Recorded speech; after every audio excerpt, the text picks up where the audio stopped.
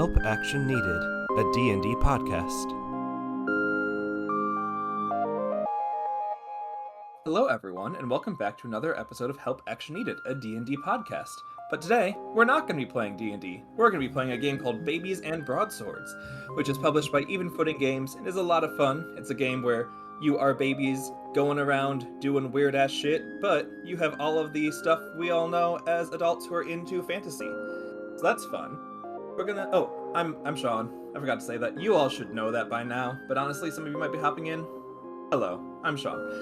We're going to let the players go around and introduce themselves and who they'll be playing, and then I'll give us a bit more of a introduction into the system, and then we'll be on our way with our adventures. Dan, you're here normally. Take it away. Hey everybody, this is Dan. I'll be playing Thadius McScuttlebutt. He is a baby blue 2.5-year-old Tiefling. He is a Thortherer, and he has 2 different horns that the sitters say are beautiful, even though they use air quotes every time they say it. My name is Monica. I'll be playing the adorable human girl named Monty. She's a punchy kicker, and she likes to cause trouble and not get caught for it. My name is Charles. I'll be playing Phil Bellman. That's spelled F-I-L. That's very important. I'll be playing a Warwalk, who is -3 days old because he's just an egg with arms and legs sticking out. He's shy. And hello, Jenna Daggers here. I'm going to be playing Goose, a 7-month-old raccoon, Barbabian.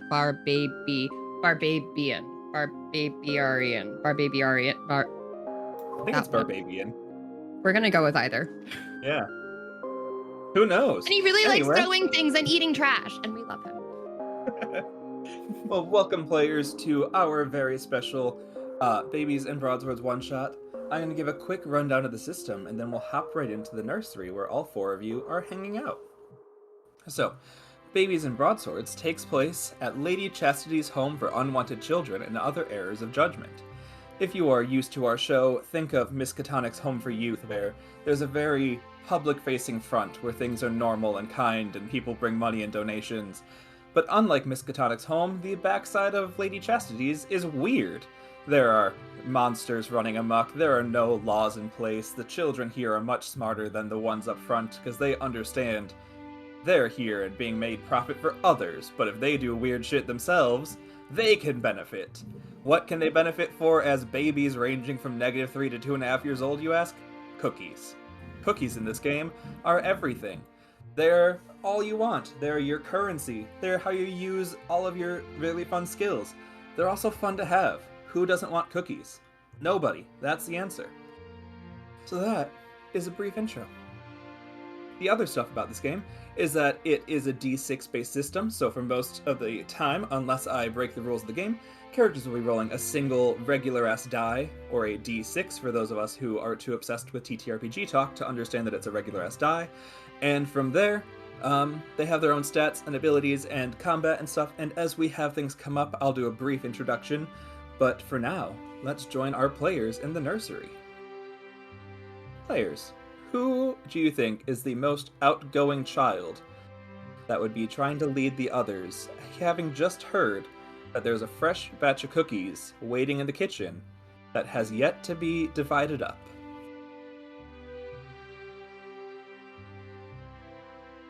How fresh are these cookies? Literally minutes. Like, they are still so gooey they haven't hardened into full chocolate chip yet. I imagine Goose's little nose will like sprinkle and crunch. Hey guys, do you smell that? Cookies. They smell good. And Jen, I know we got to describe the Goose a little, but describe what Goose looks like in this nursery with everyone else. I should mention, Goose is a somewhat sentient raccoon that is 7 months old, so he's very scrappy looking. He is so ugly that he's adorable. He has patches of fur kind of missing from him with like dried garbage, and there's definitely a bunch of different like crumbs in the small bits of hair he does have on his face.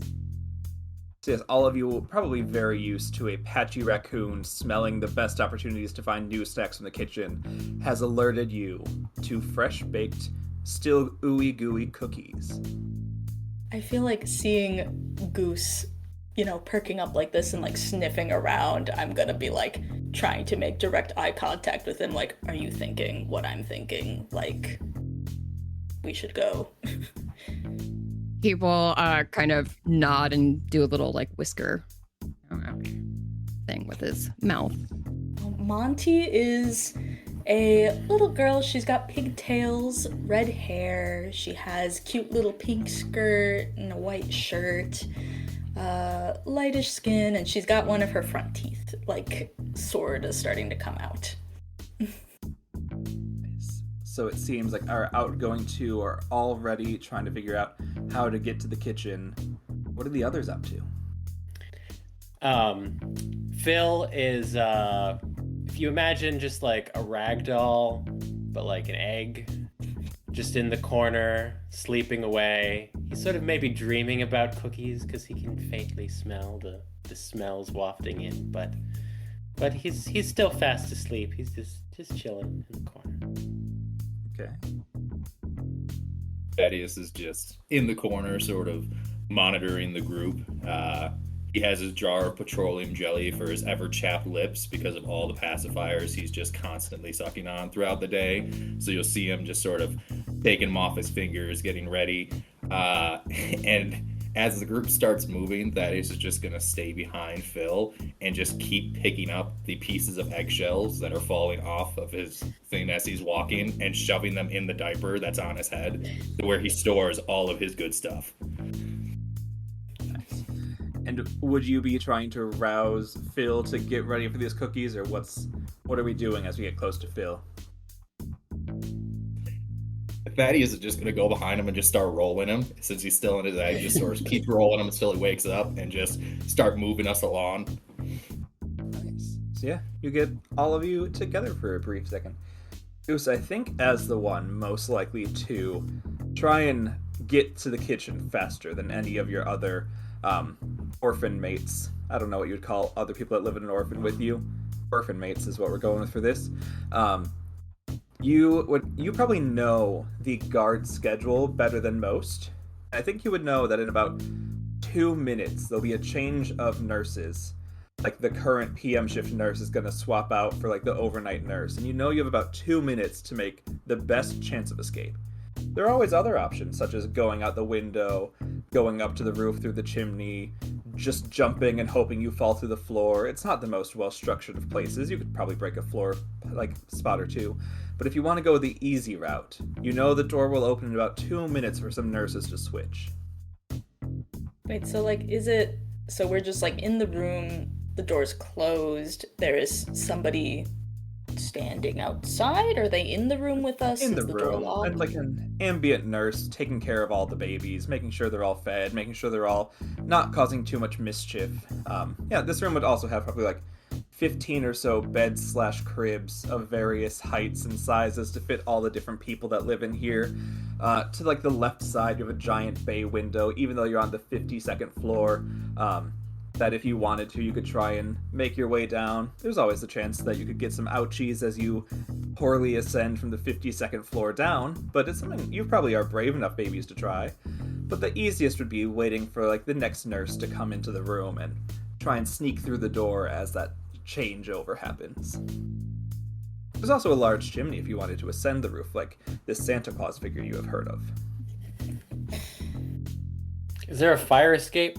It's from the 52nd floor. You want there to be? Just asking, I guess. I don't know. Sure. There's a fire escape. All right, okay. Yeah. Great. There's an elevator, too. How close of attention is this nurse paying to all of us? Can she be distracted? Does she need to be distracted while we discuss our plans in the outright? Yeah. Right now, you all are not causing too much of a fuss. Like, there's just 3 babies and an egg kind of like grouped together. None of you are like crying. None of you are like actively needing to be changed or dressed. So you're pretty like you're in stealth mode as far as babies are concerned. Speaking of stealth mode, can I stealthily throw a piece of garbage from my trash stash at another child to make it start crying and have the nurse attend to that small child while we discuss our plan? Sure. What stat would you like to use? I'm thinking maybe my nimbleness, because I'll pull it out of my little. So what I imagine Goose's trash stash to look like, I'm just going to use my normal voice because the other one is slightly insufferable for a really long time.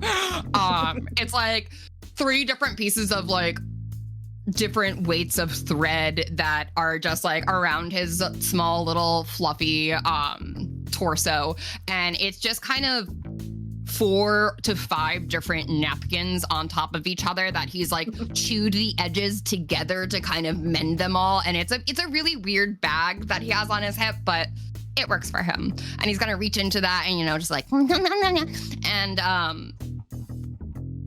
he's not gonna throw a really noisy thing. He's gonna throw something that would have a good weight to it that would deliver to the nearest or desired bassinet/bed. Sure. I'm thinking a 2 to 3 week old piece of gum. Lovely. Let's just call this a DC 6. So we'll roll a D6 here and then add your adventurousness and any extra stats you have to nimble. That's going to be a 9. A 9, yeah.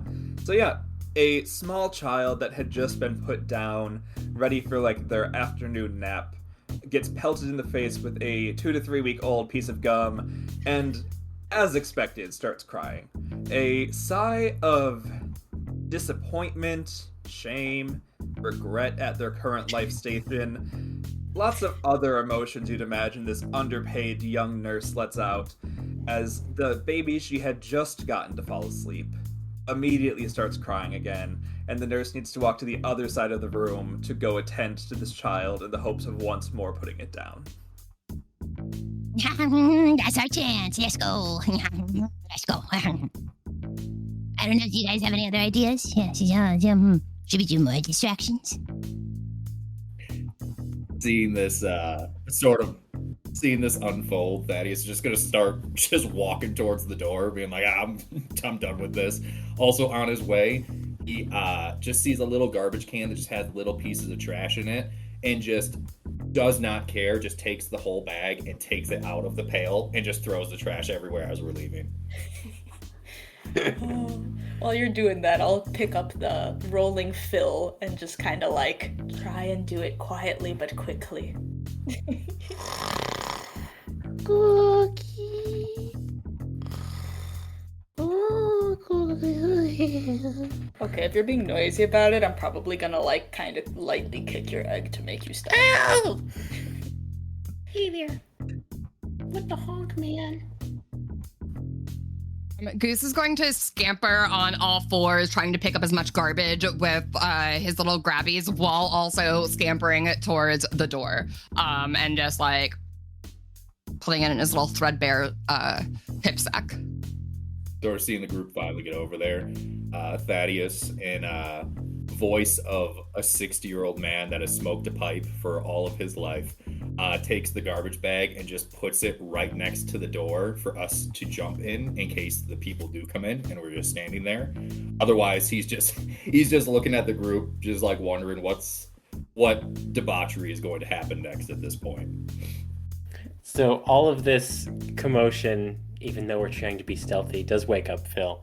And Phil's like, I've seen Shawshank Redemption. I know where this is going. And he jumps in the trash can to go try and get out of there. I mean, I guess good to be prepared, but if we have time, I will maybe try to start opening the door with as much strength as I can muster. Yeah, would you be trying to like fully kick the door open, or do you think you're trying to like more jump up and grab the handle? What's the approach? Okay, wait, so it opens outwardly, so I have to be like pushing it open? If you want it to open inward, it opens inward. Yeah, no, it's probably easier to open it outward, so we're gonna go with outward. Okay. I feel like my first instinct would be to like try and to just like push it open. Okay. And you try and just push it to a little bit of disappointment, but not much. It does not be pushed open. You feel the like typical resistance of a door that is not extra locked, not really that hard, but for a baby, you just can't muster through pushing the door open. Can I reach the handle? You can't reach it, but you can try and jump for it if you want to try and do some sort of athleticism. Sure. Why not? I can throw you. I like throwing. Ooh, Okay, okay. yeah, throw. Throw me. Can I throw her? Yeah, so we'll start with Goose throwing to see how well it goes, and then if you can get a 7 or higher, then Monty, you'll have a chance to like grab the door handle and pull it down. Okay. And what are we using? Would you like to be muscly thrown or nimbly thrown? I will ask the throwee rather than the thrower. I feel like if we're going for like careful aim to the doorknob, then we should do nimble, because otherwise you're just like pelting me against a door. It's already... That is my higher one, so it's probably a wise decision.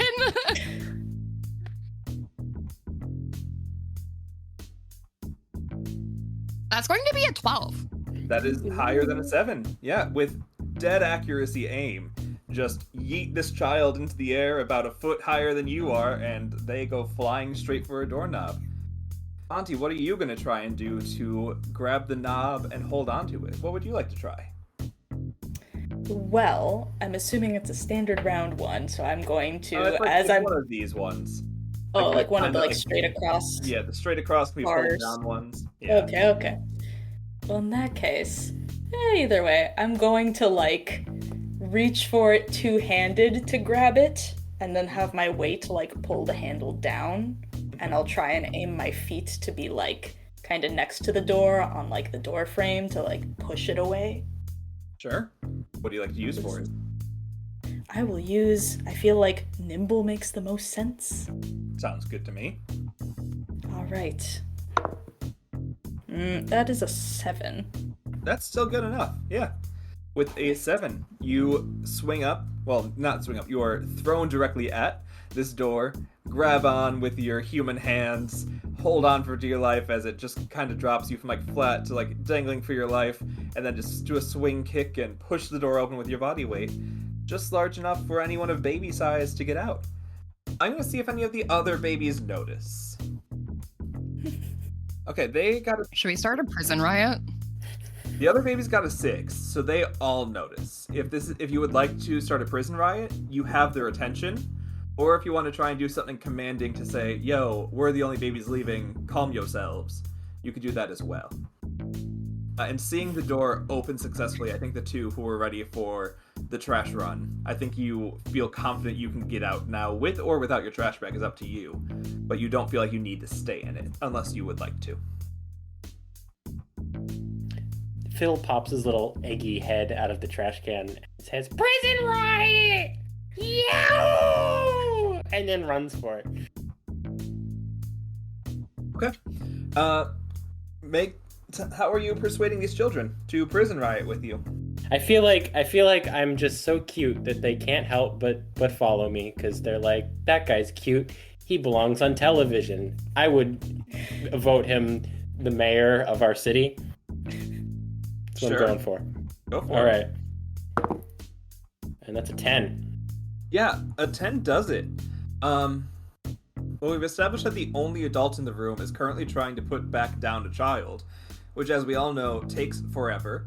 But babies are also stupid and slow, so I think she corrals like 2 other children, but of the 15, 12 babies are escaping, including the 4 of you. That's amazing. Great. Cool. So, do you allow the other 8 to roam free, or are you planning to lead them with you throughout your quest for cookies? I'm What going if to we just have them give us their most valuable thing, and then they can't pass unless they give us something? Bribery, I think it's called. I don't know. The ones that are going by Goose, I'm gonna leave those alone. But if there's any like stragglers going a different way, I'm going to actively point them the wrong way, away from the kitchen. Yeah, you don't even roll for that. They're dumbasses, and you just opened a door that they could never imagine opening. Yeah, you send... Goose, how many of the children do you think you're bribing? There are 6 children near me. I'm gonna say the 2 best ones can go. Okay. So wait, the 2 best ones can be bribed or can run free. They can either give me something or fight. Okay. To go. So in that case, Baby fake up. 6 near you, 4 go. There were 8 total. Why am I the one that's having the math here? So 6 children run off down the corridor the wrong direction. The other 2 are like, we don't have lots of good things, but we can give you our socks. We like our socks. You know what? I'll take it. I love socks. I only take the left ones, though. Yeah, that's okay. I lost the right one. Yes, that. Oh, that's great. Let's go. And 2 children who both have lost only their right sock give a raccoon coated in patchy trash their left sock, and then run past the rest of you, following the other 6 children down the hall the wrong direction. Thaddeus, what are you doing as this is all happening?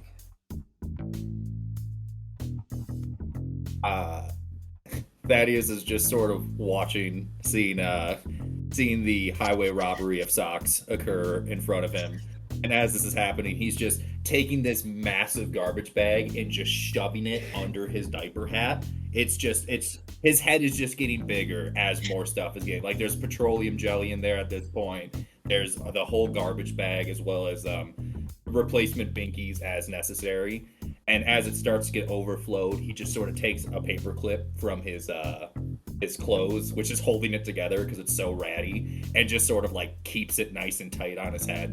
And then sort of seeing everyone still sort of in the room, he's just gonna start leaving and be like, bye guys. Yeah. And you head on out. Are you going for the stairs or for the canonically established elevator from the 53rd floor? Well, how far is the kitchen? The kitchen's on the 1st floor. Yeah. That's a powerful kitchen if we could smell it from that far. Or this place is poorly insulated with bad construction. Are we in a towering Inferno situation? Because then I would take the fire escape, because that sounds the safer option. I feel like realistically the amount of time it would take us to go down 50-some floors by the stairs. Speak for yourself. I'm an egg. You're just like boop, boop, boop, boop, boop, down the whole thing. It's fine. Speaking of, as this conversation's happening, Phil, where are you standing exactly? Are you by the stairs? Or the elevator? All of the people who Monty pointed in the wrong direction looked like they were going somewhere, so I kind of waddled after them for a bit, but then just bumped into a wall and then plopped my butt down. Okay, I'm gonna just go back over by Phil and just start rolling him back the right direction. And if anyone's going towards the stairs, I'm pushing his egg self down, starting down the stairs. So for me, can you see, or do you just exist solely on vibes and echolocation?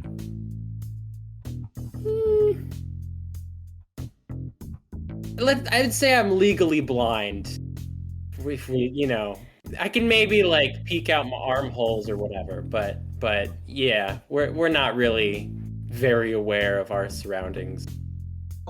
Cool. Just that's a fun thing for Sean to know. Nice. Yeah. So then, Monty and Goose, you watch as Thaddeus rolls Phil to the stairs, presumably about to just yeet them down a set, see how bouncy they are. You gonna stay with them, or are you gonna take the fast route? Yeah, but if we just, we got the elevator, but we push all the buttons so no one else can take the elevator, right? And then we go down the stairs too. Yeah, let's do it. Sounds like a genius plan. And then we get to see the shinies. The shinies will pop up once we press the button. It's gonna be nice. I do love shinies. I don't know what shinies are. It's dark in here. Oh, you know the shinies? As you hear Goose just shriek, probably negating any stealth that may have been happening right there. But Goose will take this. Jailbreak. Like, you are not stealthing right now. That's wild. I don't know what you. Wow. But yeah, I would love for Goose to sprint as quickly as possible to the elevator, push all the buttons, and Can I use some of the grease from my trash stash to enhance movement? Sure. Making little ice skating paws with just greasy stuff. Yeah. Is that a mechanic thing you're doing, or is that just you asking? I don't know. I don't think it's a mechanic unless greasy paws is a mechanic, but I just wasn't don't sure think if it was part is. of your Yeah. baby berry or not. Yeah, no, you can do that. No. Sure. That's what I would like to do. Yeah. So, just with their natural trashy stickiness, you all see Goose just start flying. Doesn't look like I leave a residue. Yeah, it doesn't look like he's in control of himself. Looks like he's like kind of being led by gravity and force at the wall of the elevator. But is definitely causing enough of a distraction that Monty can choose to aid in elevator problem or aid getting downstairs. I'm going for the elevator. I'm gonna see if I can, like, catch the greasy residue on my own feet and kind of, like, slide a little bit faster. Yeah, definitely. Run with the grease. With your monk-like abilities, you can ride the grease all the way into that elevator just as fast. Heck yeah. I'm definitely just screaming, like, wee the whole time. And what are you doing when you're inside? Are you aiding in press literally all the buttons and get out, or do you have a different plan? Oh yeah. No, I like shinies. I am also just, like, pushing down all of the ones. Hey, but the thing is, we have to remember to leave the big moving box before the shinies start getting not shiny. The big door will go, and it's gonna close, and it's not gonna be nice. We have to get out before that. Yeah, it sounds good. We've established there are at least 53 buttons on this elevator, which is a lot of time, a lot of buttons to press when you are, 2 feet tall at most, and then get out. It's a lot of stuff. Make some sort of roll for me to see if you get out in time. And I'm gonna roll for elevator. We're not gonna get elevator gets a +1. Elevator gets a 7, so you need to beat a 7 in whatever you're doing to escape. Okay. Okay, woohoo! I got an 8. Okay, I got a 7. Cool. With the joint support of the two of you already having established that, like, if one throws the other very quickly, Monty gets tossed in the air and, like, body plants against the top buttons while Goose steps up and, like, hits the bottom buttons. You fall down, grab each other, and get out of that elevator, causing it to be the worst problem imaginable for anybody in the world, because most of the staff live either on the first or second floor, if not like the basement where the laundry is, and this elevator is going down. And this elevator is going to stop 51 times before getting to anyone that actually needs it. So congrats, you all canonized an elevator and then made it entirely useless. I am so proud of you. Stair crew. What's it like, Thadius, as you're just yeeting Phil down some stairs? Or Phil, did you wake up enough to not be yeeted? Well, oh no, I'm having the time of my life. We're best of friends. This is just like when my parents that don't exist took me to Disney World. You get a gold star. That's a gold star. Audience at home, gold stars are this game's equivalent of inspiration. Hooray. Thaddeus, what are you doing? So hearing after the whole no shinies and seeing Goose just freak out and run to the elevator, Thaddeus just sticks his hands in the holes where Phil's hands are coming out and just sort of grabs his eggshell back. And while this is happening, he's just taking his petroleum jelly and rubbing it all over his egg just to make him real smooth for falling down these stairs. And with that, just sort of after that, just watching, looking at everybody just destroy this elevator for no reason. But we know a nurse is coming. Is the nurse coming up the stairs or in the elevator? Do we know? In my head, before the elevator was canonized, the nurses like rotate rooms on the same floor.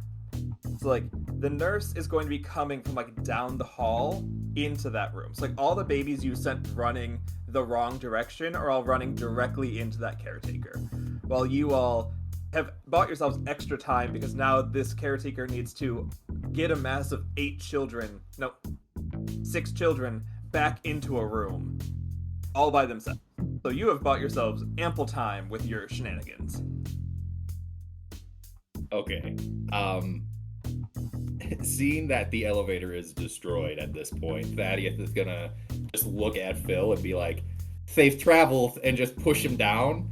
And then I'm going to jump on the railing for the stairs and just try to like slide backwards down it so my butt hits the end of it and I just like plop down.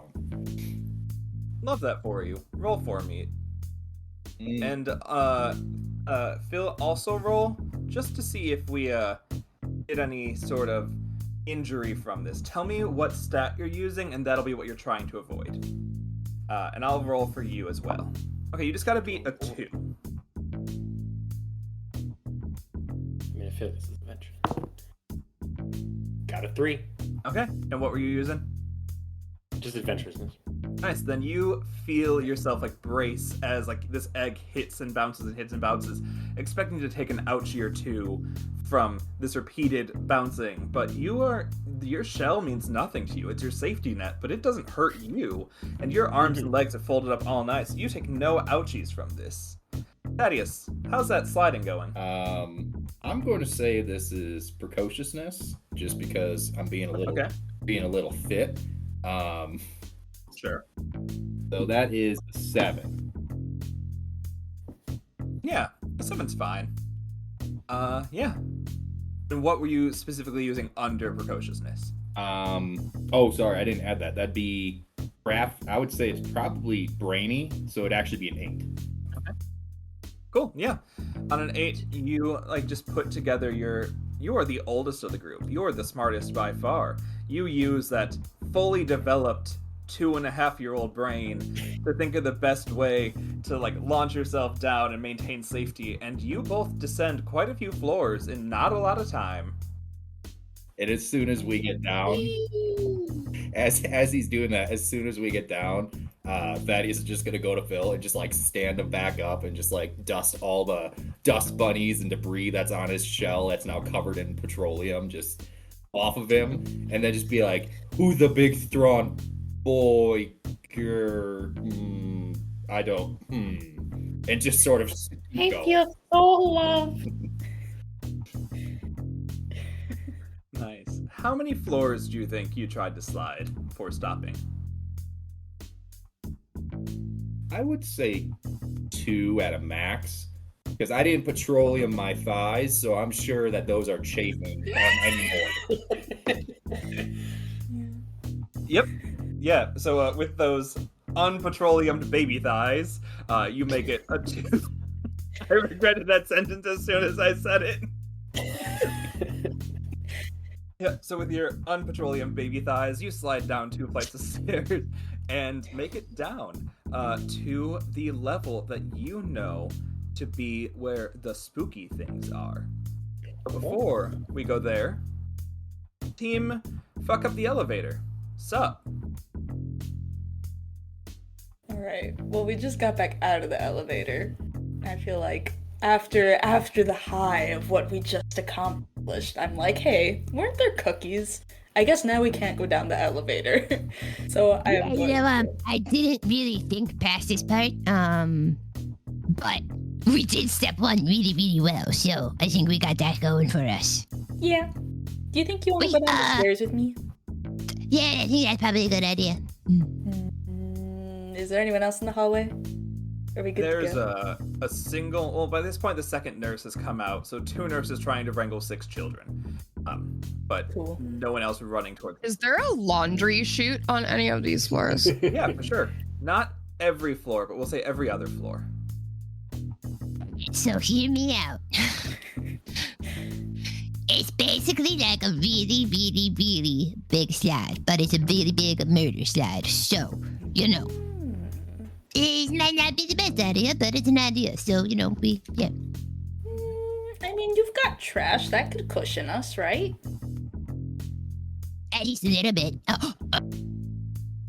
Hold on. And Goose is going to go rummaging in his little threadbare kind of literally threadbare bag, and try to like pull out like something he could potentially like. Oh, I did mention earlier that he has at least one deflated balloon, so that will help us immensely in cushioning our fall. Because this is how physics work. Yeah. Right? Yeah, absolutely. I'm gonna get some more string and start like blowing up this little balloon and getting the string and like wrapping it around us, and then be like, I'm sorry, I should have asked if you're okay with this before starting to tie this string. and like he's all kind of like tangled up in his string as he's wrapping it around the both of us while blowing up the balloon. I am so about this. I'm like doing anything that Goose needs in terms of help to get this accomplished. So then, And Goose is gonna keep doing his good old Goose thing. yeah, I think you would both know that being the 53rd floor, the even floors are where the laundry chutes are. So you can either go up a flight or down a flight. The flight above you, you don't know if it exists. You've heard rumors of floor 54, but nobody you know has ever been on it or been there before. And the stairs like go up, but you've never seen anyone like make it all the way up. So you could go to floor 54, or you could go down to floor 52. Where would you like to head? I know there wasn't a button, or I wasn't there, I guess. But was there a button for 54 on the elevator? There was not. Interesting. Okay. But if we Oh go my to god, mystery secret floor. No, stay focused. And like Goose will smack his own like little like paw and just like point at himself accusatorily. Accusingly, not accusing. That's not a word. You know what? That's exactly how Goose does it, because Goose just made that word. So Yes. He's Shakespeare. So the 52 then. Yeah, it's probably the best idea. I don't like it, but I think it's smart. I kind of want to go see what's upstairs, but also there's already a So lot of glad I'm not the jelly only on one. the stairs going down, which makes me think we could go down really fast. I feel like we could go get cookies and then we can go to the top floor. What if we get our friends and then we're like, hey, giant murder slide idea, and then we all strap each other to this configuration, and then we go get the cookies and then we go all the way back up. Yeah, I like that. Okay, let's do it.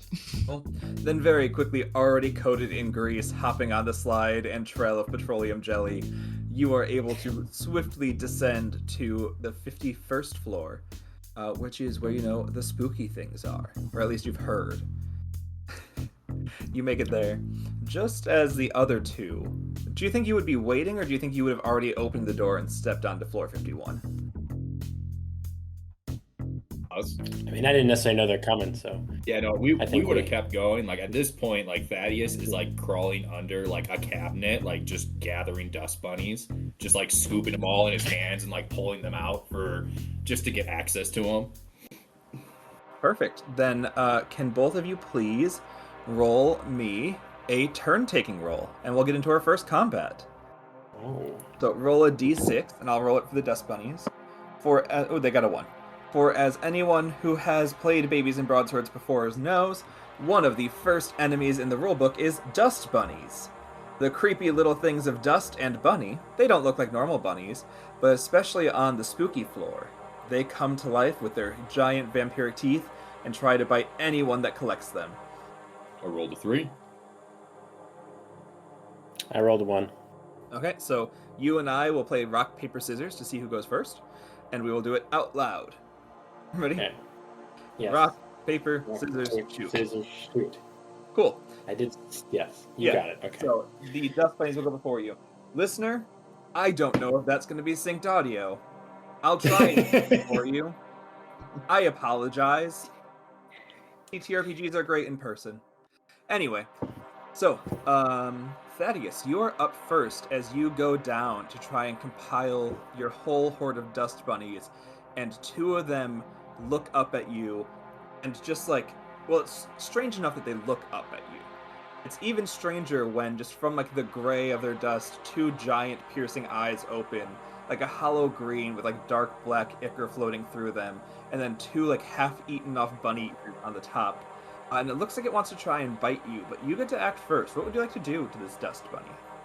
Reminding, you can use any skill you want in combat. You just need to tell me how it works. So, like, you could try and be so cute that the dust bunny doesn't want to attack you, and that's fine. Or you could try and be so smart it's intimidated by your presence. That's great too. But whatever stat you use is what the dust bunny has to defend with. Okay. Sort of being startled by the fact that these little balls of dust are coming alive. Thadius just sort of being the sort of like cunning little 2.5-year-old he is, just sort of like points behind him and be like, is he with you?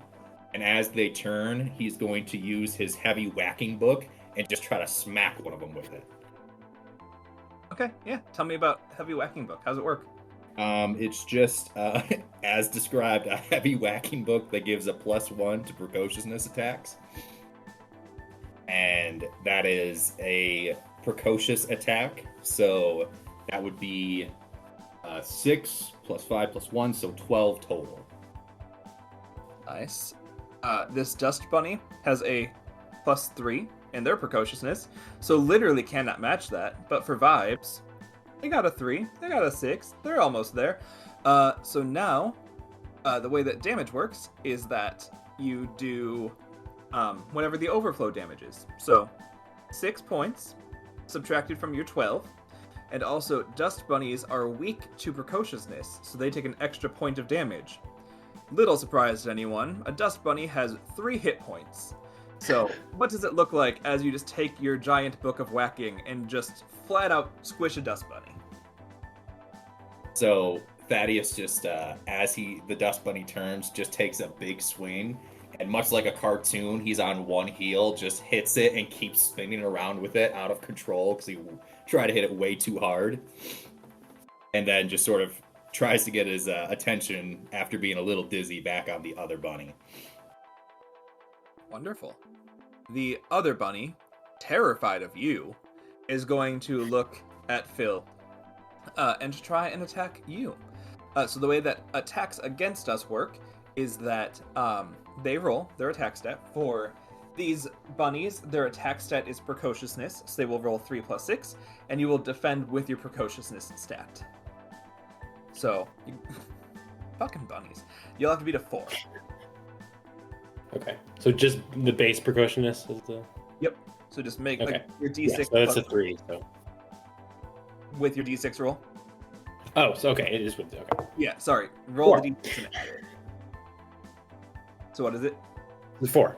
Okay, so on a tie, you take 1 point of damage for tying. So you will be 1 point of damage down, and by that, whatever in your precociousness, you will take I think it's a grump, is that right? Right. Okay. So you will take 1 grump. How many grumps do you have? Oh no, I lied to you. I flat out lied. You'll take a tummy ache. Okay. Yeah. And how many tummy aches do you have that you can take? I have 9. Okay, so if a player reaches any of their full stats, like all children, they suck, and they need to go take a nap. In that case, both the IRL player and the character leave the game for a full 5 minutes. Like, you don't get to hear, you don't get a recap, you're just gone as your baby has a fit and needs to go cry in another room, or use the restroom, or take a nap or something. So always be monitoring, because if you hit the max level of any of your stats, you are IRL kicked out of the game for 5 minutes. Anyway, Phil, that's around you. All right, so Phil just got attacked by a dust bunny, and he's allergic to dust, so he's going to start, like, sort of breathing pretty heavy, and then all of a sudden let out a giant sneeze, which is going to make him sort of tumble head over heels, in which the dust bunny will probably get hit in the flurry of craziness that Phil is being wreaking on the whole room, because he's just very allergic. So Go for it. I think that's probably, I'm gonna say it's a beefy, because his body is what's happening right now. He's using his heft. Yes. Not of his own accord, but he is using his head. So, Yeah. That's going to be a 6. Nice. And they get another 4, so they take 2 points of damage. Not down, but not out, but certainly down. Mhm. Brings us back around to Thadius. Sort of seeing Phil just sort of sneeze his way almost through a dust bunny. Thaddeus is just gonna go over and just try to like punch it, but it's more just like a boop, like on the nose. Just walk over and just like boop, like right on the nose with it. So I'd say this is just adventurous, just trying to like straight punch it with a baby hand. Sounds good to me. So 7. Yep. Yeah, that's another 3 plus 3, 6, but that is the one extra thing needed to take it out. And neither of these dust bunnies on the way out rolled high enough to respawn or summon more. So, as the two of you are fighting for your lives against fluffy pieces of dust, we watch as Team Shiny Things makes it to the stairs and sees both of you crawling under a cabinet, seemingly just kicking up the dust that's on the floor. As they approach, Shiny Thaddeus is Things. taking the remains of these dust bunnies and just sticking it to Phil's egg, since it still has like stickiness all over it, just giving him like a nice big head of hair on the top. I love that.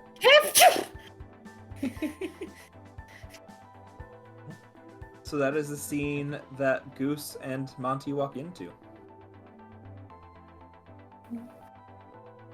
Just gonna like pop my head in. I'm looking to see if there's anything else in this room. Kind of look at the view and be like, Yeah, it's a hallway that you're walking into. They Okay. just happen to find the cabinet directly across from the door. If you're looking around, I can tell you what else is in this hallway. mm-hmm. So, yeah, go ahead. How many dust bunny corpse hairs are there on the ground? Because I'm looking to fill some of the patches in my fur. Well, if you're looking for the corpses directly from there, there's probably about like 2 or 3 good handfuls of fur. But I'm going to describe the hall and you can kind of see if there's other things you want to try out. Because unlike your thing, which had some nice like natural lighting from sconces, it had like not great, not like fire sconces, like sconces of like electricity, and like not great floors or not great carpeting, but like enough to like maintain a cozy feel. Kind of like imagining like the hallways of the Overlook Hotel, but like without the possessed children and just like the general, this is fine. Now you walk onto a floor that like, even though this building does not have any fluorescent lights, the 51st floor has fluorescent hospital lighting up on the ceiling that's always half broken. So it's never lit, but the lights are flickering on and off at all times. There's maybe 15% of the lights working at any given time. The rest is all cast in shadow. And because of that, there's spider webs all over. There are dust piles in every corner imaginable. Most of the doors are either missing or like latched shut with chains across them. And you see 1 or 2 doors that's like wide open, but there's no room behind it. Instead, it's just like an entryway into a portal of pure black. You're not sure if you could walk into it and hit it like a mirror or if there's something beyond the inky blackness. There's a reason the other children call this the spooky floor, where the spooky things are.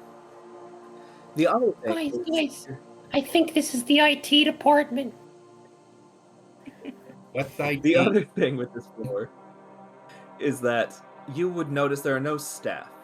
Instead, there are a couple of dolls just sitting on, like, maybe every 3rd or 4th, like, door. There's a doll sitting on the floor in front of it, or, like, floating in the air, hovering through its own ability on it, or, like, spider climbing on top of the ceiling. There are no staff, but it's definitely a surveyed floor. It could be. Well, clearly the dolls are our best friends and we're here to befriend them. However, I'm really focused about this broken fluorescent lighting. How tall are the ceilings? 10 feet. That is much bigger than 1 foot. Yes. I want to make some broken fluorescent light shanks for all of us, so we have matching weapons.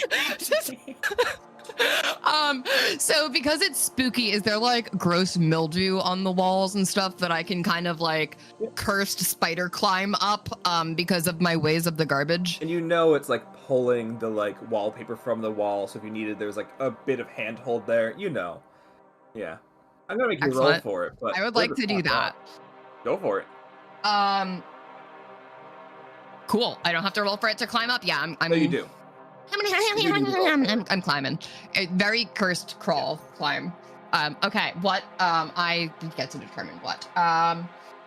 I think we're gonna go muscly for this one because I'm trying to grab on and I'm engaging my fluffy little core. My fluffy little core is the most engaged that anyone has ever been engaged. It's like Love is Blind up in here, episode 3, where everyone gets engaged. Oh, okay, that's a 5 plus 5. That's a 10. That's a 10. Yeah, you do it. This core is so engaged. You engage that core, you scale that wall, you make it to somehow like even weirder. Like nobody's that surprised by you climbing the wall. What they're really surprised about is you then going halfway into like the ceiling and having enough core strength to hold yourself into the ceiling and start pawing at the glass lighting above you. That's the impressive part here. Yeah, those of you below, one, you see this happen. That's just, it's happening. But you see some of the doll heads. The bodies don't move, but the head just like turns very slowly to look at this disruption to the piece. And a couple of them start humming. They don't seem to be moving, but the dolls just start going, and humming a little doll song. I'm gonna hum with them. Yeah, me too. Yeah, like, is it like a bop? Can I throw it back? Yeah, you can throw it back to the humming dolls. Cool. I'm like grabbing like different like light bulbs in my teeth and I'm just like throwing it back while crawling on the ceiling and walls. Thaddeus, are you humming along? Oh, Thaddeus has taken like 2 like little like glow sticks from a party they had upstairs. It's the ones that are like in the freezer, so like they don't really glow as much as they used to, but you can still crack them and they sort of light up. And just going like this behind everybody else, just waiting for Goose to fall 10 feet back down to the floor. Yeah, because I love this, harmonizing with the dolls calms them down, and they start harmonizing with each other, so you now have a whole floor of creepy dolls in, like, very nice, like, not major chords, ever, because the creepy dolls can't hum a major chord to save their lives, but, like, very nice, like, harmonic chordal structure of creepy doll humming, with someone raving, 2 humming as well, and someone on the ceiling holding glass, throwing it back. Where's the scene move next? What happens? If any of the dolls are like sort of nearby me, and like if any of them has like, you know, residual dust on their hair, cobwebs, I'll kind of like brush off their shoulders or their hair and stuff, you know, brush their hair a little bit, just make them look a little bit nicer while we're just humming and waiting for Goose to do what Goose does. Yeah, while you're cleaning the one, like probably that one that's like floating in the air, just kind of like going up and down the hall sentry bot style. That'd be the one that gets to you, and it stops just to like do its thing, and it feels you petting it, and its head turns 180 degrees back just to look at you while the body continues moving forward. But then it kind of realizes you're helping, and it like comes backwards, still looking at you, but facing backwards because its head is still 180 degrees behind, and just kind of stops to allow you to clean it. And then, if you don't do anything to it, it'll just snap its head back to facing forward and continue sentry bot floating away. I don't know, if they have like bows or like a pretty dress, like I would, you know, be like, I really like your pink dress, or whatever they're wearing, you know. Yeah, I'm imagining they're all porcelain, which makes it even creepier that they can turn their heads, because it doesn't crack the porcelain. You just hear like the grating sound of stone on stone as it turns, but it doesn't seem to break or crack or anything. And it just kind of looks back and goes, Thank you. I like my dress too. It's a pretty dress. I like it 'cause it's purple. What color is your dress? I mean, I'll look down. I'm wearing pink and white, so I'm not wearing a dress, so it's kind of a weird question. I will just say pink and white. That's a nice combination. I hope you enjoy not being dead. Goodbye. and it just starts floating away again. Cool. Well, that's that. That'll live in her brain rent free.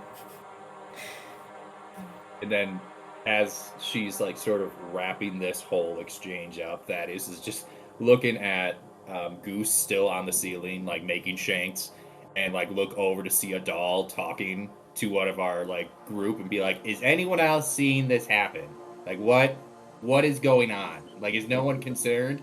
And just like look at Phil, just be like, "Are we not doing anything about I this?" can't see anything. All right, no eyes. I forgot about that. Yeah, sorry. Hey, weren't we here for like cookies or something? I got a tummy ache from all those dust bunnies. I thought we were gonna get cookies. That's I think it's at this point where I think Goose is going to yell catch and start throwing some of these broken light bulbs down. Yeah. Or I should revise. He's going to throw one down to see how it goes. Okay, who would you be throwing? But it he'll to? have one really closely lined up after it because he doesn't have very much impulse control. Yeah. Which one are you throwing it to? Cool. Thaddeus, you will be the receiving end. We'll have Goose roll or whichever stat you'd like to use to get it there. Gonna do a nimble. That's my highest, and I feel like I don't want to stab you with this. Oh, that's not up to you to determine. Thaddeus, also I roll know. nimble, and we'll see if you can catch it or not. I mean, it'll be caught by you in Okay. some capacity, but let's see if you catch it. okay. That is a 9. Mine is a 10. So you catch it pretty well, but it's coming so fast. As you grab it, it just kind of like points, kind of like when you get a splinter, and it's like the worst thing in the world, but it doesn't really hurt because it's just like a tip. You get like the smallest glass splinter in your hand, and you'll take an ouchie from that. But I don't think But now you have a really cool weapon. I don't think it deters Goose enough to not immediately follow up with the other two, does it? And he's just looking between. Ready. I'm sorry, hold on. Before anything happens, does the egg have thumbs? I got 'Cause I all the do. thumbs I could ask for. There's 2 of them. That does not answer anything because you could have asked for none. I got 2. That's what I got. Okay. Yeah, I think I'm gonna throw it to the person with eyes first. that's a wonderful plan. All right. That is a 11 for nimble. Also an 11. Cool. Again, just one ouchie. As now knowing how to find their mark, Goose just throws tried and true, and you do a great job of stopping it, but just that tip of glass goes. Teep. Also, I should probably note, whenever Goose throws anything, he gives a very mighty. And then, Phil. You Phil are- just outstretches his arms and says, Give him what you got. I mean, okay. I feel like Goose gonna be like, well, he's consenting. Let's go. Okay, let's fucking go. That is going to be. Sorry, I keep moving away from my mic. That's going to be a 13. 9 for me. Cool. If you want to use your gold star, it gives you an extra d6 to a roll. Otherwise, this is going to be lots of ouchies. Well, I don't Sorry, have I'm very really many good at ouchies. throwing. I don't have very many ouchies to give, so I guess I will use Gold Star and Cool. Go ahead and roll that extra Anyway. d6. please be something that's not. It's a 1. So what was it before? 9. So that's a 10 now. You'll take 3 ouchies as just part of your shell is peeled away as a glass shard sticks into it. And I think the ouchie is more of a spiritual ouchie, as it doesn't hit you, but like you feel fear for one of the first times as something is piercing your shell. You've pierced out of it, but very few things have pierced into it. And that Yes. makes you feel upset in your soul. Yes. Hey, do you get more light in your shell now that there's like a... There is a Oh. little yellow eye sort of peeking out from behind the crack in the shell. So, where did this hit? Does he just have a horn now on his eggshell? I think so. Like, sort of like, imagine if you have a pencil in your ear, but it's a giant glass shard. That's sort of where it is, yeah. Perfect. And then, Goose, you scurry back down, each of you acquiring a... feel free to name the weapon for me. What are we calling it? Mr. Glass Stabby Man. You each have a Mr. Glass Stabby Man. Which we'll say will give you a +2 to any adventurous roll used for combat. Or anything else you can convince me it makes sense for. Which, as you know, is not that hard. So, cool. You all have that happen. Do you want to stay on the spooky floor, or is your time in spooky floor coming to a close to maybe get to an even-leveled floor? So I had this idea, right? So, well, we're on spooky floor, but what if we go down murder slide, and then we go down and we get the cookies, and then but we do, there is a step 2 to this. It's survive. It's survive the murder slide. Sorry, I gotta be excited, but step 1, step 3, and I never say step 2. But yeah, that's my idea. Are we on an odd numbered floor still? Yeah, you're on... Yeah, we're in the on top one. What if we collect a bunch of, like, dust and fluff to help cushion our slide? Yeah, to cushion our slide. That's why we're collecting the dust and fluff. Yes. And Goose is just going to pull some of the dust out of his hair, like where there's like a spare spot. Yeah. You all going to collect some dust? Yes. Cool. Achoo! You find 4 dust bunnies. One for each of you jumps out to attack. Everyone go ahead and roll your taking turns roll. 6. I need more d6. Mine is going to be a 3. Okay. I'm 3 as well. Okay. 2. 2. And 1. all of the dust bunnies go first so far. We've got a 6, a 5, a 6, and a 2. So, Dan, what was your roll? A 1. Yeah, so all of them go first, because I'm just assigning them in order of who gave me their number first, and the 2 still beats a 1. Cool. Nice. Well then, let's do some dust bunny attacks. So all of you are caught very off guard, because babies have just famously bad short-term memories. So those of you that had just had this happen are caught off guard once again as the dust forms, grows eyes, fills with ichor, grows little bunny ears, and reaches out to try and bite you. The first to go will be Goose, who is going to have an attack made against them. And this That's rude. one looks extra mean, and looks like if they hit you, you might have some stuff happen. So they, again, attack with their precociousness and get us +3, so you're going to be defending with precociousness.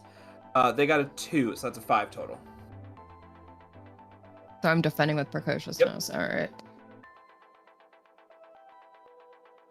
Mine is also a 5 total. Okay, so then you just take 1 flat point of damage for a tie, but it does not count as a successful attack, so they cannot do their other stuff to you.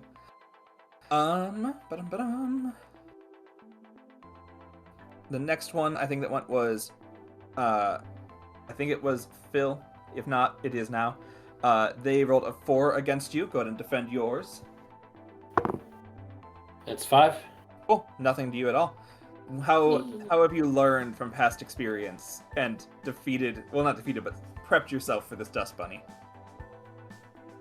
I haven't learned very much at all. I'm still suffering from allergies, and I feel like mostly I probably just want to try and run away.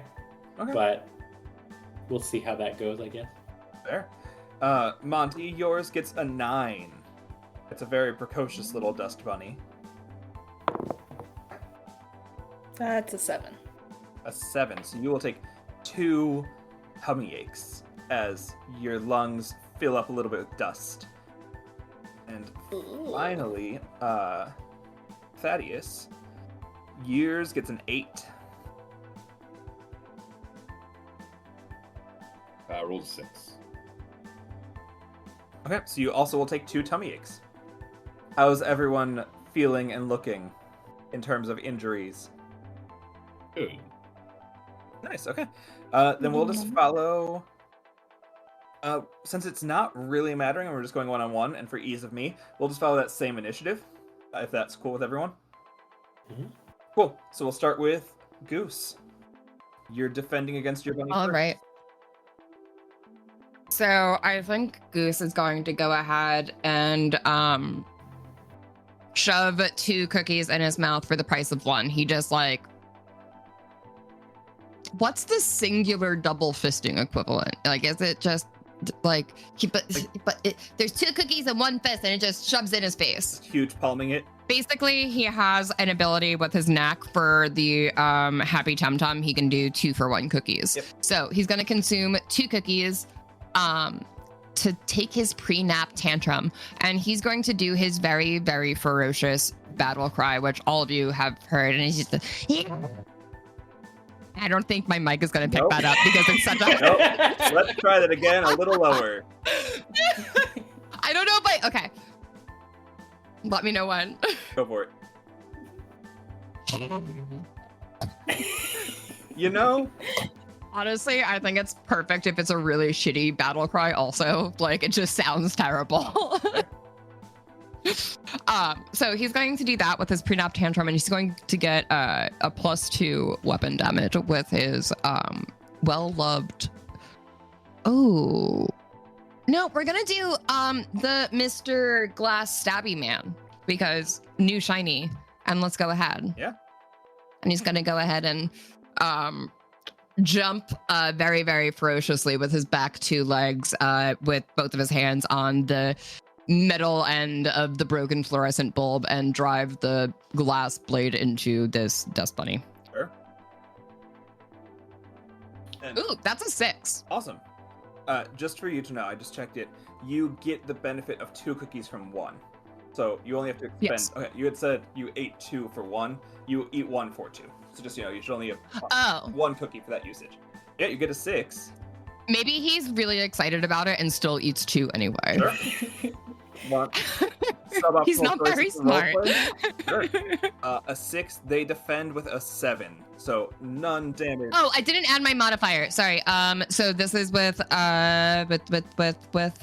muscly. So that would be an 11. Oh, then yeah, you flat out... It was like the 6 total. Like, I didn't know if like crits were a thing or not. So No, I just no said floating like, dice or anything, yeah. cool. Yeah, you come down hard as possible on this dust bunny and just wipe it from existence. And it does not roll a 5 or a 6, so it does not reform upon death. 1 dust bunny down. I immediately take some of the fluff, but secretly put some in my bald spot. Wonderful. Phil, what are you up to? All right, so Phil's not really having any of this, feeling like he's about to die from exposure. So he tries to turn around, but sort of is caught mid-sneeze, and once again sneezes and just sort of tumbles all over the place. But now he has a glass shard sticking out of his egg, so it's even more dangerous. He's sort of this like weird egg-shaped blender thing. And it sort of runs into one of the dust bunnies. Yeah, let's see. Let's see, that'll be... And then, I get the other thing. That'll be 8. Okay. Alright, so having the stabby man and just being mad at the bunnies, I am going to try it and just whack the heck out of the nearest one. Yeah. Ooh, okay. Okay, it's high. It's like over 15. Oh, yeah, no, I got a 5. So over 15, you succeed. Tell us what it looks like.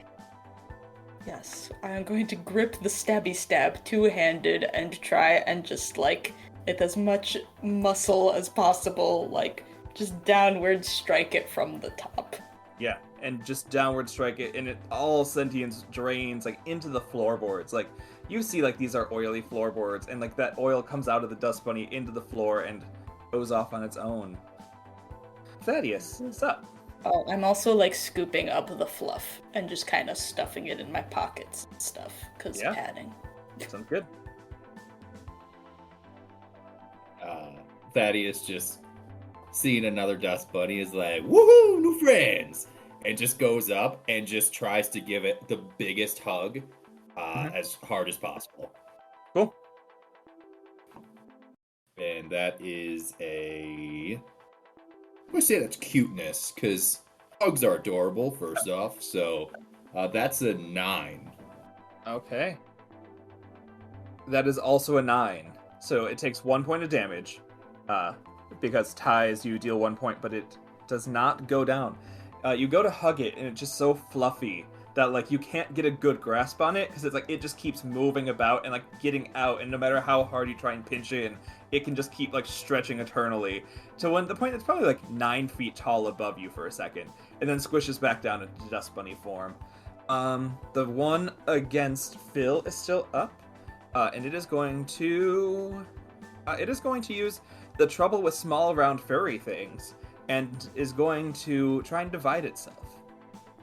You see from like the one little bit of life that oil comes out, and the one fades away, and 3 smaller dust bunnies rise up, and you currently have 3 dust bunnies against you. And the one for Thaddeus is going to... It's not feeling too damaged. It's going to try and attack you again with the same sort of like spore coming out of it that seems to be wanting to affect you in some way if it can land an attack. So go ahead and roll your defensive precociousness and try and beat a 4. 5. Yeah, you devened it. You fluff all of that, like, you know that sparkly dust you see in sky beams, like when light is shining through and it just like looks really pretty as it floats. You see all of that come out, but it's extra just like really uncomfortable because there's no natural light here that could be caught in the sunbeam, instead of just glowing specks of dust, and it does not take any sort of landing. We go back around to the players. Everyone's close enough that Goose and Monty could definitely make it to Phil. If they want to try and not 1v3 this, that's a choice you can make. Or you can be the embodiments of chaos and make your own choices. I'm not telling you what to do. Live your life. But we will start with Goose.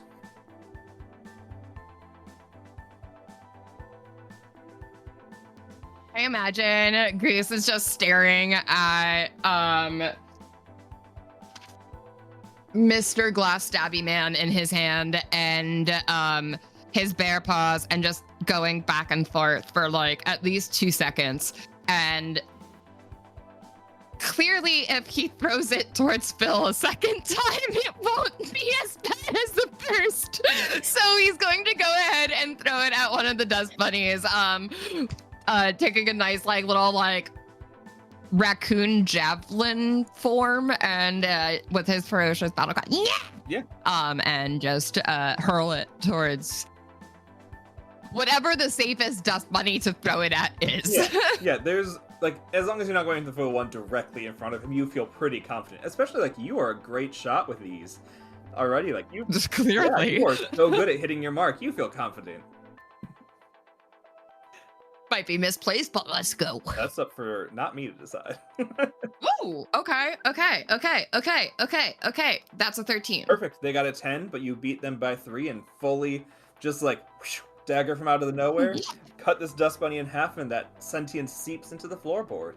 Bill, what would you like to do? Nailed it. Phil is happy that it's 2v1 now instead of 3v1, but he's still not thrilled about the fact that there's 2 of anything standing in front of him.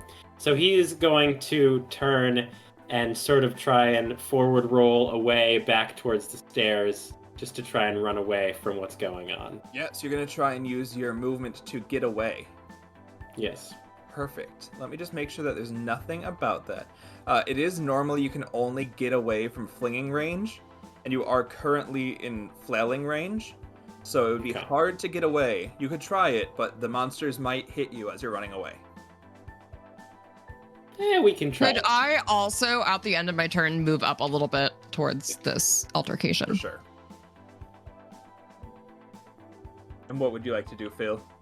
I feel like we're just going to try and get out of there. Okay, cool. If there is an opportunity to attack range in the rules, I don't remember.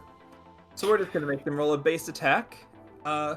And since you're running if it's higher than, well, you'll still defend, but if it hits, you'll take half damage because they're doing this as like their little thing. So like if you would normally take 5, you'd take 4. Yes. Cool. That is a 9 from one and a 8 from the other. Oof, okay. And what am I defending with here? With precociousness. Oh, precociousness. Okay. That is a 9. Okay. So that one you take nothing, and then the other one? 6. Okay, so you'll take 1 tummy ache as they again fill you with dust, but you are free to run out. And Thadius, Monty, what would you like to do?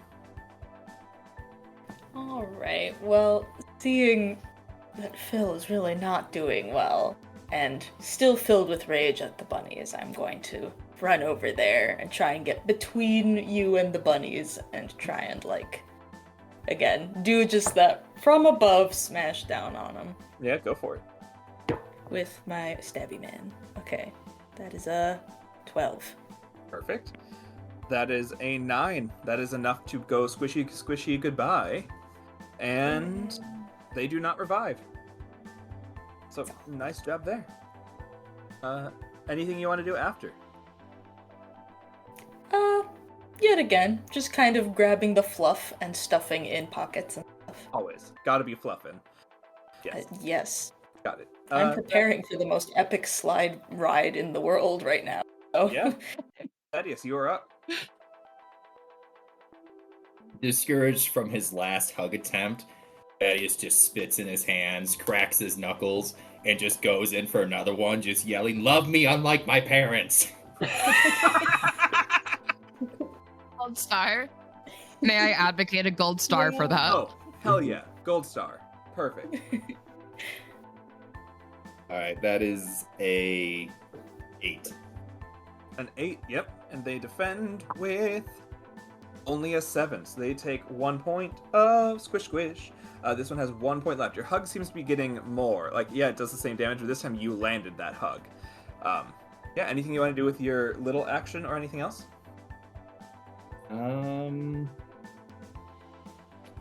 A little action is use of an item, so since you haven't used your Mr. Stabby as part of this, like, hug, if you want to try and, like, do something with that, I'd allow it.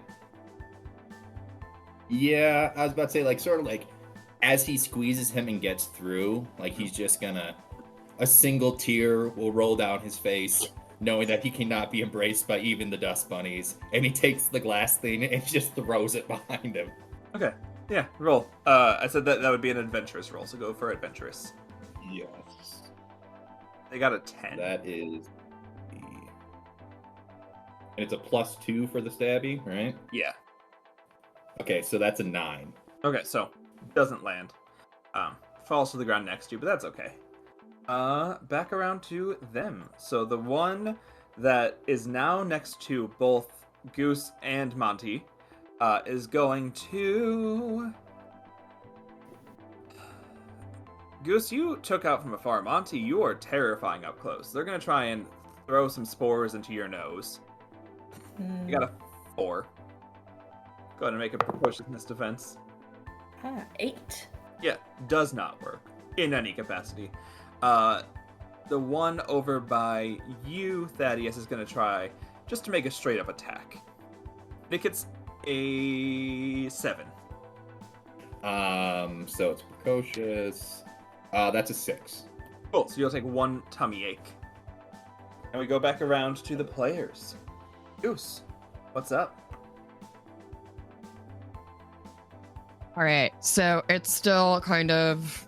Oh, well, it's a 2v2 right now, right? 2v1 for your side. Oh, excellent. I'm going to go... hopefully fuck up that last one. Yeah.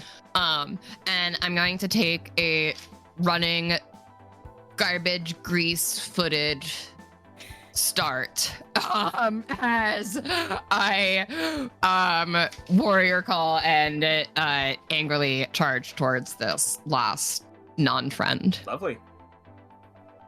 Go for it. And I'm going to use muscly for this because this is Yeah, awesome. Metal They as have an hell. 8 that they're defending with. So you've got... Beautiful. That's a 9. Cool. 1 point of damage to them. Bring them down to 2. Phil, as you've run away, what is your plan from a flinging distance? You could also be in spitting distance if you'd like, but flinging distance is kind of where I imagined you went. Just let me know where you are. Mm-hmm. Okay. Let's see. Since I am sort of in flinging distance, as I'm trying to run away, I take my glass shard, pull it out of my shell, and I try and throw it behind me just randomly to try and get rid of whatever's behind me. Yeah, make an adventurous roll. Yeah. That gotta be an 8. And it's a 9. Perfect. You just with a callous throw, stab right into the dust bunny, knocking it down 1 more point. Yours and Thaddeus's are both looking pretty sad. As we bring it over to Monty, you got a pretty injured-looking dust bunny in front of you. All right. Well, don't fix it if it ain't broke. We're doing the same thing. Do it. They only got a Right. 5 to defend this time. Cool. This is a 12. Yeah, so the most tired dust bunny in the world looks up at you. And as you jump into the air, it sees you coming down. It looks up tired. It knows it could try and revive itself, but it's tired. It's seen its friends turn into oil. It's seen its friends turn into dust that's now being put into pockets, being patched to parts of a raccoon, that are just kind of being drifted away in the ambient, beautiful light that sun would provide if they had ever seen the light of day. And instead of doing anything to move out of the way, this dust bunny just looks up and whispers, "You," as the blade comes down and the oil seeps back into the floorboards. Over to you, Thaddeus. What are you doing? So again, after just barely being able to hug this inanimate clump of dust, Thaddeus just sniffling to himself, his eyes glazed over with some like waterworks about to start, pulls out his garbage bag that's under his diaper and just angrily starts running towards it and is gonna scoop it up in the bag and then just start beating it against the railings to the stairs. Oh, what stat is that? What are you using? Sounds adventure-y to me. Yeah, I'd say let's go adventure-y. Cool. You got a 9 to beat. I got a 9. Perfect. Ties give a 1 point of damage. It does not revive itself. All of the dust bunnies on this floor have fallen back into, I would say, like, no longer animate piles of dust, but more realistically, they're now scattered and sticking all over you in various capacities. Also, as they're wrapping this up, Thaddeus is still just beating this back against the stair post. He's just not stopping, just like wailing. So, whatever you guys are doing. And what are you doing? Phil probably sneezes one more time and then trips over himself and starts rolling toward the stairway door. I'll probably just walk over and give Thaddeus just like a couple pats on the back, like, let it all out, buddy. Getting the pats, Thaddeus will just be like, I'm fine. But cookies do sound good. We should get going. Goose is scrambling all of the dust on the ground as everyone and following everyone out. And you all follow down to the 50th floor, which you all know to be the good children floor, which is where all of the children that are ranked by the staff to be better than all of you live. But you all know something about the good children is that they're dumb as hell. The good children are only out here to be on display for the benefactors who come to keep this house running whenever they need loans or whenever they need community service or whenever they need anyone just to like give a good look at the house and say, you know, you're doing a good job. The good kids are brought down to the front so that Lady Chastity's home for unwanted children and other heirs of judgment can continue to be funded for years to come. And you know that the staff on this floor don't do their jobs, because why would they? They've got all the good kids. and so you sneak easily to the murder slide. Hold up. Before we leave the floor, are all the doors shut on the good floor? On the good floor, the doors are all open because they have no need to be shut, and all of the nannies are singing together in perfect harmony, a song that seems to lull all the children to sleep because the children are either singing along or sleeping. Okay, like just in one of the corners towards the exit, I'm just gonna pee. Yep, that happens. We didn't take any of the creepy dolls from the floor up, right? You did not, but you can try. Okay. I was gonna say, because you specifically said that the creepy dolls can't hit a major chord, so I was going to throw them into the harmony to fuck up everything. But if we didn't take a creepy doll, I'm not going back up to go grab one. Yeah, very fair. Cool. Yeah. Where to? That was my beautiful voice. I think I could really add something. But I think maybe we just go for the cookies and the murder slide. As we're walking away, Thaddeus is just gonna go up to Goose and be like, I think you should shriek before we leave the floor. That's a great idea because, you know, my brain was saying to do it, but then the other part of my brain was like, oh no, Goose don't. But I was like, Goose, yes. And then the other part of the brain was like, Goose, no. And then the back part of the brain was like, Goose, maybe? Question mark? And Thaddeus is just... So that's the answer I landed on, Goose, maybe, but you just said Goose, yes. So Goose, yes. And he's just nodding really excitedly. And as he's doing this, he's just lathering up his legs to get sliding down the pole again. I'm just like inexplicably handing Thaddeus all of my deflated balloons without telling him to blow it up, hoping that he'll understand. And whatever, like 3 random pieces of my trash stash.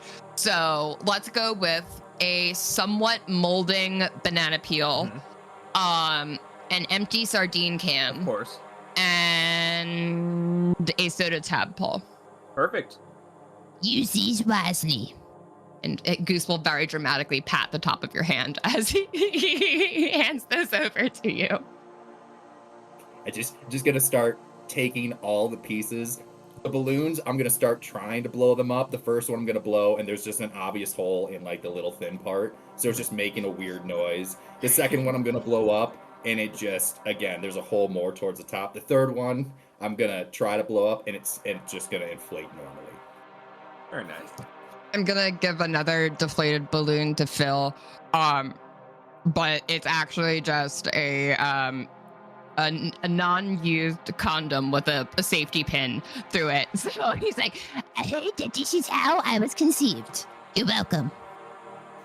I love it. I will cherish it with my life. And then Phil puts it on You're his so head like a welcome. hat. Nice. It goes, oh, you took the horn off, but yeah, okay. I was giving a little hat for the little horn, but yeah, no, game recognizes game, Phil. And then for you, my most punchy friend. He's going to give an actual patch of his fur. He has one more bald spot and a piece of chewing gum and be like, You can stick this to your enemies so that they can never escape. I'm going And you to can punch them and kick them to your heart's desire. I'm going to like See? reverently take it in both my hands and kiss your fur and then put it in my pocket. Seeing that whole interaction, Thaddeus just holding this like sort of lopsided inflated balloon's just gonna look shocked and accidentally let go. So it is now just going through the air, deflating as this is all happening. Again, the nurses on this floor do not pay attention. I think that they might actually just be robot programmed to be pretending to be staff with how little they seem to care. But this whole ceremony takes 20 minutes. and for 20 minutes, they've just continued singing. But it gives you all the time to prep for hopefully a safe landing down the murder slide. Who's going first? Cleaning up my hands from all the jelly, I just jump down head, like pretty much like face first, like going into it. I'll dive down, but I get distracted by my tail as I jump, so I end up jumping ass first. Okay. I'm gonna like lift Phil in since I don't even know if Phil can see where he's supposed to go, and just dump you in. I'm not telling you. Oh, where is this guy? And then I'll clamber in and slide down too. Yeah. All of you, I imagine, feel like you're falling for far longer than you would want. This is a laundry chute, but it's not like a slide. It's kind of like it slides for a couple feet and then just hits like a just straight chute down. So you all like go on a little bit of a slide and then fall 50 floors, actually 51, because I said earlier the laundry room is in the basement. So fall 51 floors, which, if this was an issue, would be bad, but laundry is in the bottom. So you all land safely in a laundry tub, learning that falling from great heights has no consequences and will never be a bad thing for you to learn in your later years. And you smell, especially you, Goose, with your nose, that unmistakable smell of close cookies. Yeah, it's been about an hour since you all set out, but who doesn't love a cookie that's had enough time to harden just long enough that it can like still break when you bite into it? And you know that you are only one floor below the kitchen. The only thing you need to be wary of is the laundry lad, who is, to you all, a giant. You have never seen anyone taller than the laundry lad. To us listeners, the laundry lad is an underpaid college staff who is 6'1" and does this as his summer job when he is on break from university. He is on the track team. He's very lanky because he's good at running, but he's got a nice build to him. But to these 1-foot children, he is a giant. And the laundry lad is patrolling the room, making sure nobody disturbs his laundry realm. But you all know you just need to get from here to the other side to get up to the kitchen. So all you gotta do is cross this land of tables and blankets and wet diapers, those cloth diapers that can be like changed out and cleaned and all that. All you gotta do is just cross a simple floor full of that and not be seen by the laundry lad. Like, how far is it from like where we landed to like where the Realistically, door is? it's about 20 feet. In terms of child mind, several miles. Yes. Okay.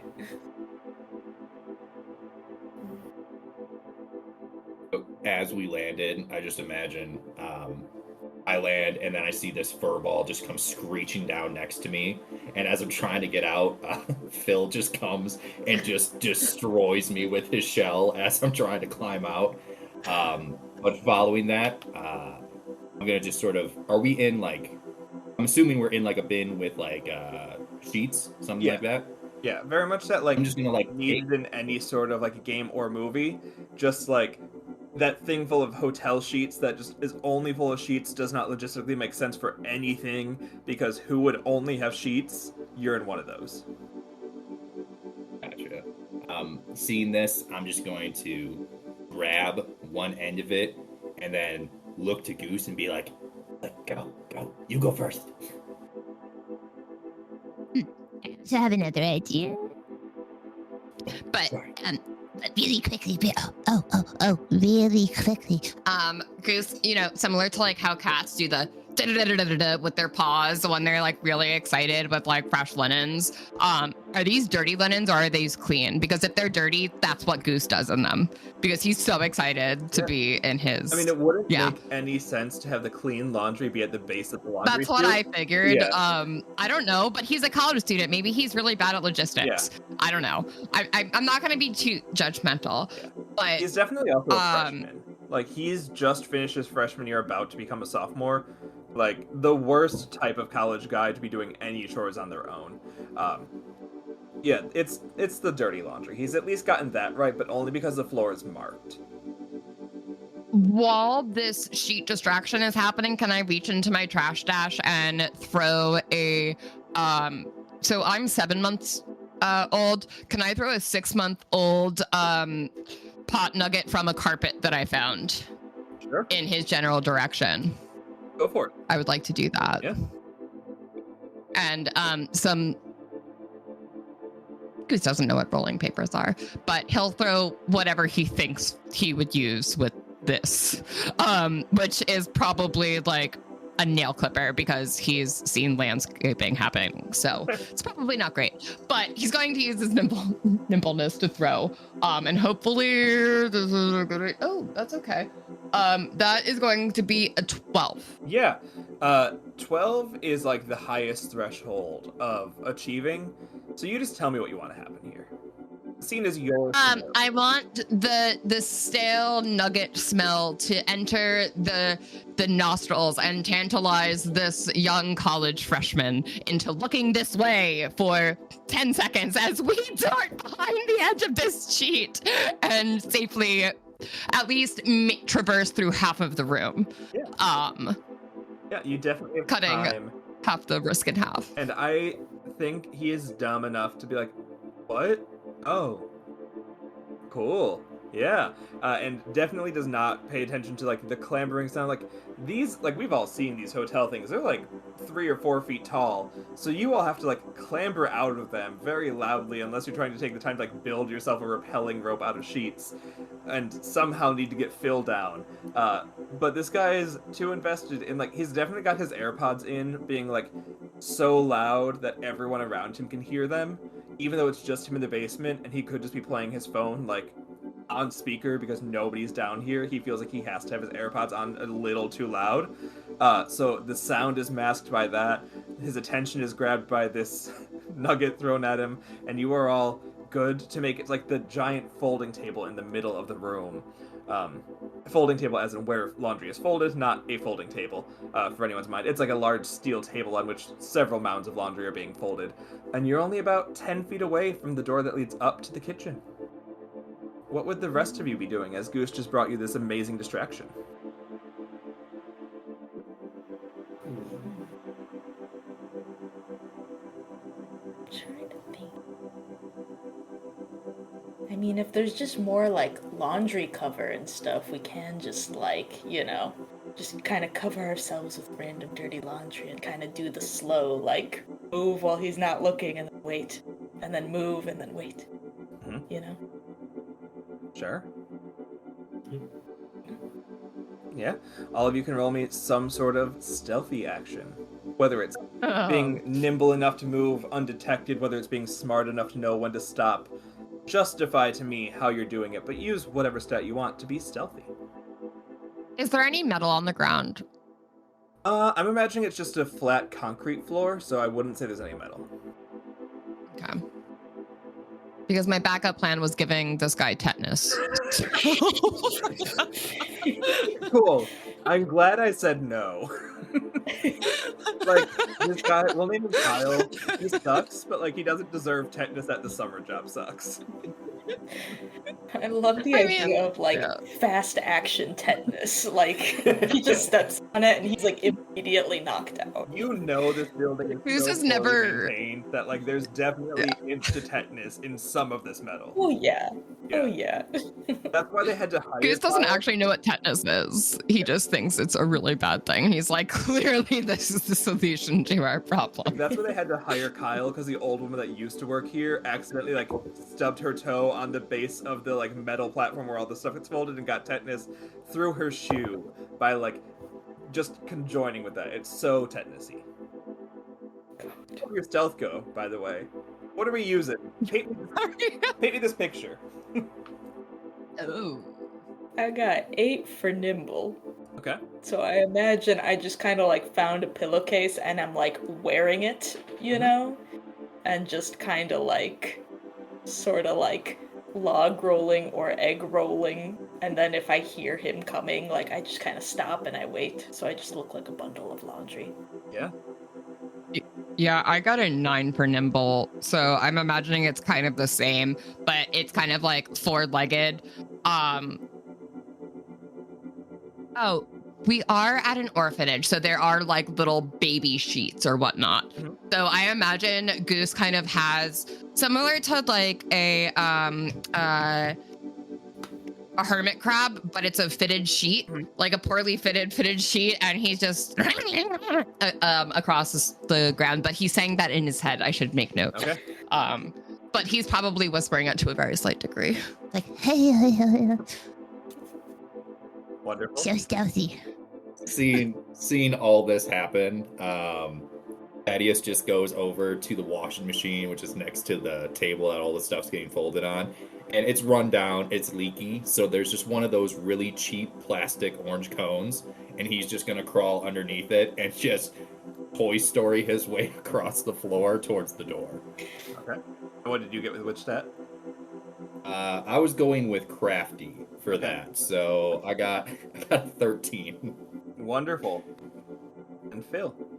So Phil sees one of those mop station things on wheels and just decides to jump into that. And he's already used to having legs stick out of the bottom of something, and this is a really bad laundry thing, so it's already got a few leaks in it. So he kind of sticks his hands and legs, try and get out the cracks in it, and just starts scooting it towards the door. Mm-hmm. And I also did crafty, so that would be a 7. Yeah, great. All of you roll high enough. I mean, Kyle's an idiot, but I'll roll for Kyle. Kyle gets a 3. I don't give Kyle a plus anything to smart. Kyle gets a 3. You all achieve, and you arrive at the base of the stairs. As you look up, it's like 10 or so steps, maybe 12 at the most. The golden light of the kitchen is pouring down. At the top, you smell baked goods. You smell everything that's being cooked. You don't hear any adults because they are going to start bringing the foods up, and the cookies are for after food. You all are about to have your early dinner, and the cookies are for, 20 or so minutes from now. So all the kitchen staff are out delivering, and you all have perfect access to a whole 4 trays of cookies. I'm scrambling up those stairs. Yeah, I was about to say, just full sprint. No regard for where anyone else is. Full sprint. Mm-hmm. Also, are the trays hot? No, it's been an hour since they came out of the oven. The trays are cold. The cookies were, they did that thing where they're on parchment paper, and they moved them right if they started to harden, so they're super easy to take off. There are 12 per tray, so there's 48 slightly hardened but still freshly baked chocolate chip cookies here for all of you. Ooh. So are they we can actually reach them, right? They're not up high on a counter and... I mean, they're up on a counter, but with especially you and Goose already knowing how to get each other up high, you and probably all of you are still covered in bits of laundry, could easily get up there, form a rope. There is nothing that will prevent you from your cookie escapade being fully achieved. I imagine we make a little kind of sled situation out of a sheet or pillowcase for Phil so he can just glide back behind one of us and we just pull. Yeah. And Unfortunately, it will bonk you up all of those 10 to 12 stairs, but you'll get there fast. So Phil's just bumping along the stairs, but every time he hits the thank you, you guys are the best boy. Wonderful. I got you, buddy. No worries. And Thaddeus. And I was about to say, I'm assuming once we get upstairs, I'll just sort of take Phil's hand and guide him to where the cookies are, and just start grabbing it, get my garbage bag out, and just put one in for me and one for you, and give it to him. But I'm just gonna put my hand into his shell and just drop it in there for him to hold it. And this is the scene we fade out on as the raccoon throws the human child up onto the table and is then able to form a raising system to get the tiefling and the egg creature raised up as well. The human child and the raccoon pocketing and eating as many of the cookies as they want, while the tiefling gives one to their garbage bag and one into the shell of the creature. We pull out and we look out front where the sign is up for the sign for Lady Chastity's Home for Unwanted Children and Other Heirs of Judgment, welcoming people in. And it is a great day, as instead of taking your afternoon nap, you each got 12 cookies. And with that, we will end this episode of Babies and Broadswords on Help Action Needed. Thank you, audience, for listening. Thank you, players, for playing. We'll go around and do what we normally do for our bonus action episodes and allow everyone at the table to introduce themselves once more. And if you have anywhere you want to shout yourself out, let us know, and we'll also put it in the episode description below, but we'll do the same order as last time. So Dan, go ahead and do your outro. This is Dan. I played Thadius, and I play Cass on our Help Action Needed podcast. My name is Monica. I played Monty. I also guest played on Help Action Needed as Zaya a couple times. And, let's see. I don't know. It was fun playing. Thanks for having me. And I also do music stuff, so my YouTube should be linked at somewhere for you to enjoy if you want to check that out. Yay! I'm Charles. I played Phil Bellman. I'm just a random person, so thank you for having me. This was super fun. Nice. Hello, fellow random person. Jenna Daggers here. You can find me online at either Jenna Daggers or Mandalorian. Working on setting up that Twitch channel, but do have an Instagram that's like sometimes active during certain times, which I feel like updating it.